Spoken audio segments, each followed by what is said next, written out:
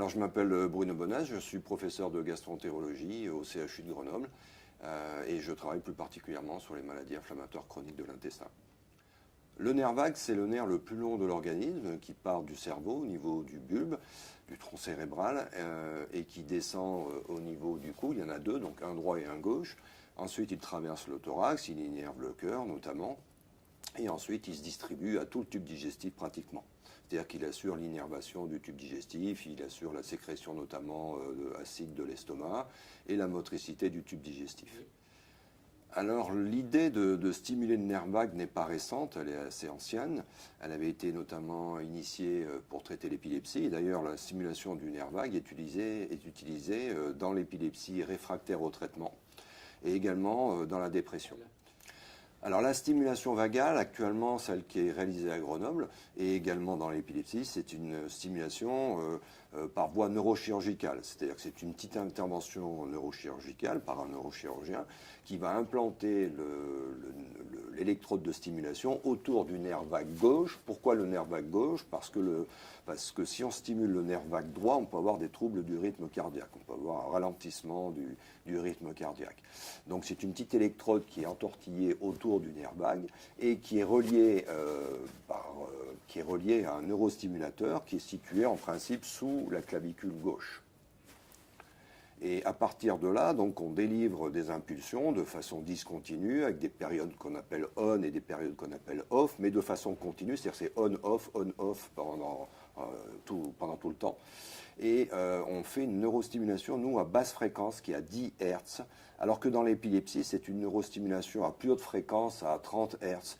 Le principe, c'est d'aller stimuler les fibres qui vont vers la périphérie, ce qu'on appelle les fibres efférantes qui partent du cerveau et qui vont innerver le tube digestif, parce que dans le nerf vague, vous avez aussi des fibres qu'on appelle afférentes qui véhiculent les informations de la périphérie vers le cerveau.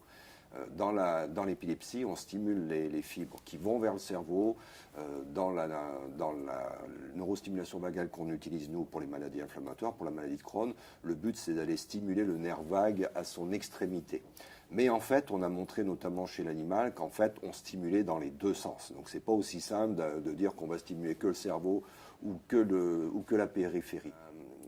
Pourquoi on utilise la neurostimulation vagale dans la maladie de Crohn ? Eh bien, tout est parti d'une étude qui a été réalisée par un Américain qui s'appelle Kevin Tracey et qui a montré que si on stimulait le nerf vague chez l'animal, on empêchait la libération de TNF-alpha par les macrophages au cours d'un choc septique. Ça avait été publié dans Nature en 2000. Et je me rappelle qu'à l'époque, quand j'avais lu cette publication, je m'étais dit, mais c'est vraiment très intéressant. Le TNF, c'est la cytokine pro-inflammatoire clé dans les maladies inflammatoires. Pourquoi ne pas utiliser la neurostimulation vagale dans un premier temps chez l'animal, sur un modèle expérimental, et si c'est intéressant, chez l'homme. Donc on a développé dans un premier temps de la neurostimulation vagale chez le rat, chez qui on crée une colite expérimentale. Une colite qu'on appelle au TNBS, qui est un modèle classique de Crohn, disons. Et on s'est aperçu qu'on améliorait l'inflammation. Donc on a publié, on a été les premiers à publier ce type de travail dans la colite expérimentale. Et ensuite, eh bien, on s'est dit qu'il fallait passer à l'homme. Et donc on avait présenté un projet qui s'appelle projet AAP, enfin appel à projet translationnel INSERM DGOS. Et donc on a eu une bourse d'un montant de 100 000 € à l'époque. Et on a donc commencé cette étude pilote qui est une étude qui est réalisée sur 10 patients. Le but, c'était déjà de voir est-ce que la neurostimulation vagale est bien tolérée chez le patient avec maladie de Crohn et qu'est-ce que ça donne? Est-ce qu'on a un effet anti-inflammatoire? Est-ce que c'est intéressant? Après, bien entendu, la finalité, ça serait de faire une étude à plus grande échelle.